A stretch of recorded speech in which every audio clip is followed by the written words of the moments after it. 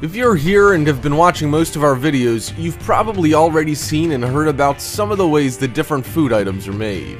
Some of those things are shocking revelations to most people, and to some it might be stuff you've already learned about.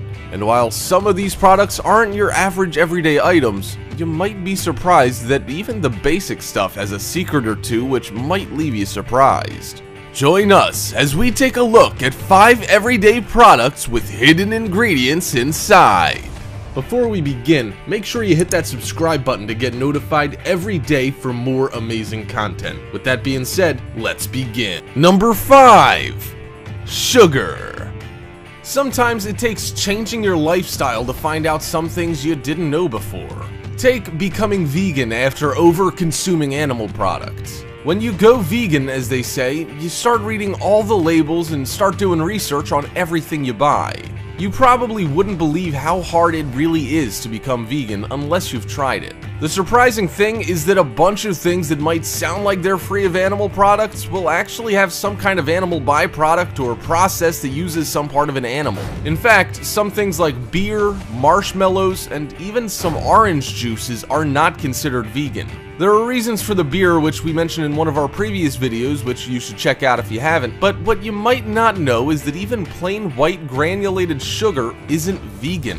How could that be, you ask? All that tasty refined sugar that we add to our coffee, tea, and our cookie or cake recipes is made from sugar beets or sugar cane. And for the record, each one is used about the same equally in the United States. However, the refining process for these sugars are different. In order to get your refined average white table sugar from sugar cane, the stalks of the plant are crushed, which separates juice from pulp. This sugar cane juice is then heated so that it crystallizes. At that point, it's filtered and then bleached with bone char, which gives refined sugar that pure white color. And you thought you were eating just plain sugar. And for the record, bone char filters don't get used when processing beet sugar. Instead, beet sugar is made by removing the juice through a diffuser and then it's mixed with some additives to make it crystalline. But wait, what exactly is bone char? US companies use bones that come from cows which are heated at very high temperatures and reduced to carbon before it's used at the sugar refinery. But we should make one thing clear. Refined sugar does not contain bone char particles, but it does come into contact with the sugar during the refining process. The bone char's job is to bleach and filter cane sugar. There are some companies that do use granular carbon, which doesn't come from an animal, but the manufacturing process of these sugars isn't mentioned on the package, nor will you probably ever see manufacturing processes on the labels of products. There would be too much information and there are too many secrets involved in these processes. Number 4. Orange juice. In the previous topic, we spoke a little bit about orange juice. Well, we're not trying to scare you away from these kinds of things, but we just try to give you some facts so that you can actually know what might be lurking in that container of your favorite breakfast drink. There are a lot of chemicals that go into the growing and manufacturing process when it comes to juice, and orange juice is no exception. During the growing season for oranges, a fungicide called carbendazim is a chemical that's used to stop the growth of fungus, and especially on citrus crops. The thing about this chemical is that it's apparently a cancer-causing agent. Yes, your orange juice, depending on where it's from and especially if it's imported, could be causing harm to your body. There have been some risks to people who work on these orange farms and who obviously have a different level of exposure, but the chemical carbendazim is not approved by the FDA for use in the United States. And if you know the FDA, you have to understand that it has to be something really bad. Especially when they allow the use of ammonia to kill bacteria in that lean, finely textured beef or pink slime and then consider that safe for consumption. The FDA has tested many juices and found that most juices, and especially frozen concentrated juices that are imported, do contain trace amounts of fungicide. However, if you buy orange juice from makers in the United States, you're going to be safe. If it's 100% Florida orange juice like a couple brands mention, then it's okay to drink up, as long as you're not vegan. Uh-oh, now we've gone and done it again. Yeah, while we're at it, we might as well mention that some orange juice isn't 100% as they say it is, especially if it has any added vitamins like omega-3. It doesn't matter how you look at omega-3, it's still fish oil unless it's coming from flax or chia seeds. Those juices that say they're heart-friendly probably have a nice dose of fish oil from anchovies, sardines, or even tilapia. For many people, that's okay, but for a vegan, it's off-limits. And this isn't the only thing that can be found in orange juice, by the way. Some of them contain lanolin, which is the fatty substance that's found naturally on sheep's wool. Lanolin is basically sheep sweat that helps keep the animal dry, and for some people who find this in their orange juice, many will probably say, no thanks. Number 3. Margarine. The funny thing about margarine is that when it was created, it seemed like its big selling point was from a health point of view. However, if you look deeper into why this stuff was made, it might become clear that the making of margarine was never really part of the plan in selling it. Surprisingly, margarine was invented or developed in the early 1800s. In fact, margarine was really popular during the Great Depression and World War II because it was much cheaper than butter. During that time, American citizens were struggling with money, and margarine was a good alternative to the much more expensive real thing. In the 80s and 90s, margarine made a sort of a comeback. It was touted as something that was much healthier than butter. However, when it comes to high blood pressure, high cholesterol, and losing weight, margarine actually does more harm than it does good. So, what is margarine made of? Well, originally it was made from animal fat, but chemists learned how to replace that animal fat with other substances to create something that resembled a stick of butter. It used to be that margarine would be really soft and came in a tub, and some of it still does. The fact that it was soft and easily spreadable became one of the major selling points of margarine in the 80s and 90s. However, when that didn't work, producers decided to create margarine in sticks that look much more like butter. Margarine's actually a collection of ingredients that you won't find in your kitchen. And of course, margarine was all created to look like butter, taste like butter, and even behave like butter as far as using it in recipes. Even the yellow color of margarine is artificial. The biggest problem with margarine is the kind of fat that it's made out of. Most margarine has a high amount of saturated fats. This fat is the worst kind of fat that you can consume and is largely responsible for an epidemic of obesity in the United States.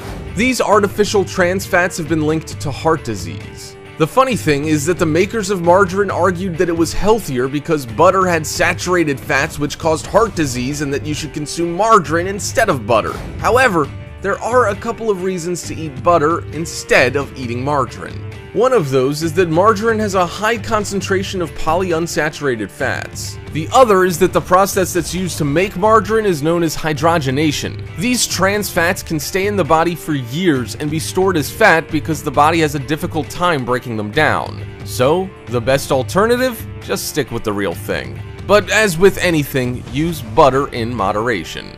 Number 2. Packaged peanuts. Everyone loves peanuts, and they come in a ton of different varieties. You have your honey roasted peanuts, your dry roasted peanuts, and your salted peanuts like you would find being served at your favorite pub. But are they just peanuts? Actually, many packaged peanuts out there contain animal byproducts in the manufacturing of the product. Yeah, it seems that animals are in everything in some form or another. You might be wondering what and how is an animal byproduct being used in my dry roasted peanuts? One particularly surprising ingredient in a well-known brand of dry roasted peanuts is gelatin. If you're not sure how gelatin is made, we can bring you up to speed on that. Gelatin is used in a lot of products, actually more than you can probably imagine. It's a mixture of things called peptides and proteins that are made by a partial hydrolysis of collagen. That collagen is extracted from the skin and bones and even the connective tissue of animals. It can come from any domesticated animal like pigs, chickens, cows, and fish. If you've ever had Jell-O, this is the stuff that gets dissolved in water and then sets to a jiggly gel when it cools down. But this isn't the only unhealthy thing that you'll find in a jar of dry roasted peanuts. Other things like maltodextrin, which spikes your blood sugar and starts the growth of unhealthy bacteria in your intestines, causing damage, is also one of the ingredients. The side effects of eating maltodextrin aren't pretty and include rashes, unexplained weight gain, flatulence, along with bloating, asthma, and difficulty breathing. The funny thing about most brands of dry roasted peanuts is they claim to be heart healthy. However, many brands contain corn syrup, which is another ingredient that's linked with obesity, and you'll likely find this filler in just about everything. So, why do they use all this stuff in peanuts? Well, some of it's just the manufacturing process to increase shelf life, and another reason is flavor. So if you want a healthy alternative, check the package or just buy raw peanuts and dry roast them yourself. Number 1. Jelly beans. You've likely heard this one before, but just in case you haven't, we'll go over it again. Everyone loves candy, and a lot of people really love jelly beans. Just looking at a jar of jelly beans makes you want to dig right in. Unless, of course, they're Jelly Belly Bean Boozled, where you take a chance at getting something that tastes either like buttered popcorn or a rotten egg. If you haven't taken the Bean Boozled challenge, you're missing out on some serious fun, but I digress. Jelly beans are one of those candies that are all pretty and shiny and look juicy and tasty before you even pop one in your mouth. But have you ever wondered how jelly beans get that shiny hard coating on the outside? Well, that coating comes from something called shellac, which is collected from trees in some Asian countries. During the processing of this resin, it turns into flakes. Those flakes are then dissolved in alcohol and then either brushed or sprayed onto things such as different candies and, yes, jelly beans. But that resin that's on the trees didn't come from the trees themselves. Instead, this stuff is the secretion from a female insect called an LAC bug. Yes, when you eat anything that has shellac in it, you're eating bug juice. Surprisingly enough, this fact won't stop anyone from eating jelly beans. I know it won't stop me. Oh, and by the way, if you see shiny apples sitting in a supermarket, chances are that after they were cleaned, some shellac was sprayed onto them to shine them up. Hope you enjoyed the video, Top 5ers. If you haven't already, check out our other channel, Americano, to enjoy even more amazing list videos. There'll be a link in the description, so check it out, as well as our other